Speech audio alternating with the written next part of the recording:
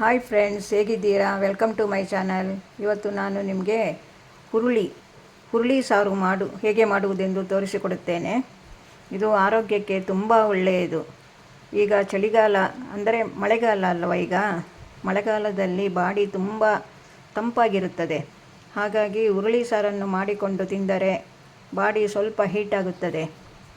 ಹಾಗಾಗಿ ಇವತ್ತು ಹುರುಳಿ ಸಾರು ಹೇಗೆ ಮಾಡುವುದೆಂದು ತೋರಿಸಿಕೊಡುತ್ತೇನೆ.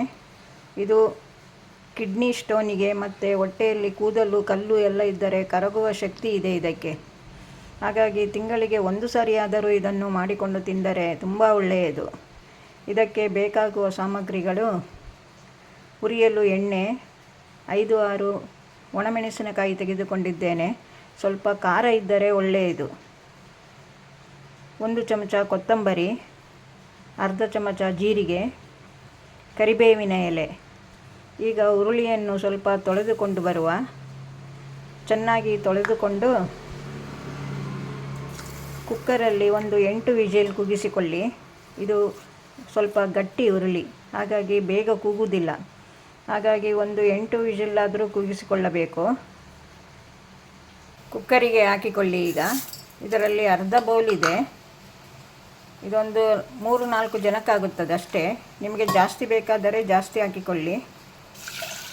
ಒಂದು 3 ಬೌಲ್ ನೀರು ಹಾಕಬೇಕು. ಇದಕ್ಕೆ ಬೇಯಬೇಕಲ್ಲ, ಹಾಗಾಗಿ 3 ಬೌಲು ನೀರು ಹಾಕಬೇಕು. ಮತ್ತೆ ಬೇಕಾದರೆ ಮತ್ತೆ ಹಾಕಿಕೊಳ್ಳುವ. ಈಗ 3 ಬೌಲ್ ಹಾಕಿ. 3 ಬೌಲ್ ಸಾಕು. ಈಗ ಮಸಾಲೆ ಸಾಮಗ್ರಿಗಳನ್ನೆಲ್ಲ ಹುರಿದುಕೊಳ್ಳುವ. ಸ್ವಲ್ಪ ಎಣ್ಣೆ ಹಾಕಿಕೊಳ್ಳಿ. ಕೊತ್ತಂಬರಿ ಬೀಜ ಸ್ವಲ್ಪ ಕೆಂಪಾಗಲಿ ಇದು. ಈಗ ಒಣಮೆಣಸು ಹಾಕಿಕೊಳ್ಳಿ. ಚೆನ್ನಾಗಿ ಹುರಿಯಬೇಕಿದು. ಜೀರಿಗೆ, ಕರಿಬೇವಿನ ಎಲೆ.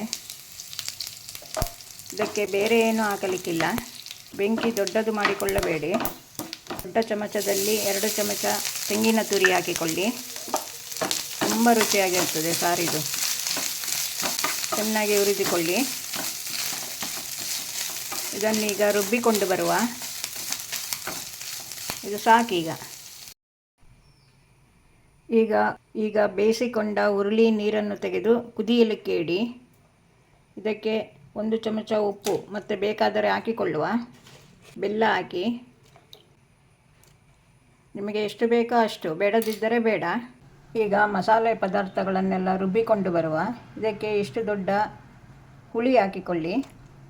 ನೀರು ಹಾಕದೆ ಒಮ್ಮೆ ತಿರುಗಿಸಿಕೊಂಡು ಆಮೇಲೆ ನೀರು ಹಾಕಿ ರುಬ್ಬಿ. ಈಗ ಅರ್ಧ ರುಬ್ಬಿಕೊಂಡಿದ್ದೇನೆ.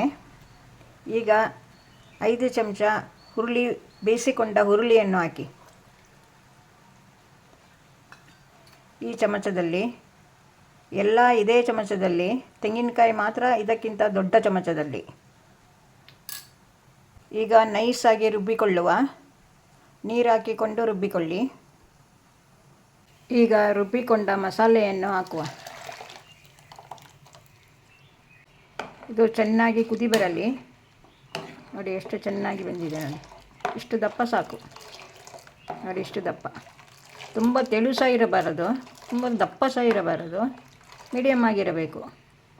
ನೋಡಿ ಈ ರೀತಿ ಹುಳಿ, ಬೆಲ್ಲ, ಉಪ್ಪು, ಖಾರ ಎಲ್ಲ ಹಾಕಿ ತುಂಬ ಚೆನ್ನಾಗಿರುತ್ತದೆ ಇದು. ಇದು ಸರಿ ಕುದಿ ಬರಲಿ ಇನ್ನು.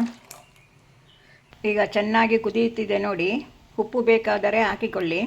ಖಾರ ಜಾಸ್ತಿ ಬೇಕಾದವರು ಸಹ ಮೆಣಸಿನಕಾಯಿ ಜಾಸ್ತಿ ಹಾಕಿಕೊಳ್ಳಬಹುದು. ತುಂಬ ಚೆನ್ನಾಗಿರುತ್ತದೆ ಇದು. ಸ್ವಲ್ಪ ಹಿಂಗು ಹಾಕುವ. ಈಗ ಒಂದು 4-5 ಚಿಟಿಕೆ ಹಾಕಿ. ಒಳ್ಳೆ ಪರಿಮಳ ಇರುತ್ತದೆ. ಹಿಂಗು ಆರೋಗ್ಯಕ್ಕೆ ಸಹ ಒಳ್ಳೆಯದು. ಗ್ಯಾಸ್, ಹೊಟ್ಟೆ ಉಬ್ಬರ ಎಲ್ಲ ಆಗೋದೇ ಇಲ್ಲ ಹಿಂಗು ಉಪಯೋಗ ಮಾಡಿದರೆ. ಸ್ವಲ್ಪ ಕುದಿಯಲಿ ಈಗ ಇದಕ್ಕೊಂದು ಒಗ್ಗರಣೆ ಕೊಡುವ. ಈಗ 1 ಚಮಚ ತುಪ್ಪ ಹಾಕಿಕೊಳ್ಳುತ್ತೇನೆ. ತುಪ್ಪದಲ್ಲಿ ಒಗ್ಗರಣೆ ಕೊಡುತ್ತೇನೆ ನಾನು. ಎಣ್ಣೆ ಸಹ ಕೊಡಬಹುದು. ಸ್ವಲ್ಪ ಸಾಸಿವೆ, ಜೀರಿಗೆ, 1 ಒಣಮೆಣಸು, ಸ್ವಲ್ಪ ಕರಿಬೇವಿನ ಎಲೆ ರುಬ್ಬಲಿಕ್ಕೆ ಸಹ ಹಾಕಿದ್ದೇನೆ. ಕರಿಬೇವು ಹೊಟ್ಟೆಗೆ ಹೋದರೆ ಒಳ್ಳೆಯದು ತುಂಬದು, ಅದಕ್ಕೆ ರುಬ್ಬಲಿಕ್ಕೆ ಹಾಕಿದ್ದೇನೆ. ಸ್ವಲ್ಪ ಹಿಂಗು, ಒಂದು ಚಿಟಿಕೆ ಅಷ್ಟೇ. ಹಿಂಗು ಗ್ಯಾಸ್ಟ್ರಿಕ್ಕಿಗೆ ತುಂಬ ಒಳ್ಳೆಯದು. ಇದಕ್ಕೆ ಬೇಕಾದವರು ಬೆಳ್ಳುಳ್ಳಿ ಸಹ ಹಾಕಿಕೊಳ್ಳಬಹುದು. ನಾವು ಬೆಳ್ಳುಳ್ಳಿ ಉಪಯೋಗ ಮಾಡೋದಿಲ್ಲ, ಅದಕ್ಕಾಗಿ ಬೆಳ್ಳುಳ್ಳಿ ಹಾಕಿಲ್ಲ ನಾನು. ಬೆಳ್ಳುಳ್ಳಿ ಹಾಕಿದರೆ ಇನ್ನೂ ಪರಿಮಳವಾಗಿ ತುಂಬ ಚೆನ್ನಾಗಿರುತ್ತದೆ. ಬೇಕಾದವರು ಬೆಳ್ಳುಳ್ಳಿ ಕಾಳು ಸುಲಿದು ಅದನ್ನು ಹಾಕಿಕೊಳ್ಳಿ. ಒಗ್ಗರಣೆ ಹಾಕಿ ಆಯಿತು ನೋಡಿ, ಎಷ್ಟು ಚೆನ್ನಾಗಿ ಬಂದಿದೆ ನೋಡಿ. ಈಗ ನೋಡಿ, ಈ ರೀತಿ ಬರಬೇಕು. ಈಗ ಹುರುಳಿ ಸಾರು ರೆಡಿಯಾಗಿದೆ. ಈಗ ಅನ್ನಕ್ಕೆ ಸ್ವಲ್ಪ ತುಪ್ಪ ಹಾಕಿಕೊಳ್ಳುವ. ತುಂಬ ರುಚಿಯಾಗಿರುತ್ತದೆ ಇದು ತುಪ್ಪದೊಟ್ಟಿಗೆ. ಓಕೆ ಫ್ರೆಂಡ್ಸ್, ನಿಮಗೆ ಇಷ್ಟವಾದರೆ ಲೈಕ್ ಮಾಡಿ, ಸಬ್ಸ್ಕ್ರೈಬ್ ಮಾಡಿ. ಇನ್ನೊಂದು ವಿಡಿಯೋದಲ್ಲಿ ಸಿಗುತ್ತೇನೆ. ಬಾಯ್.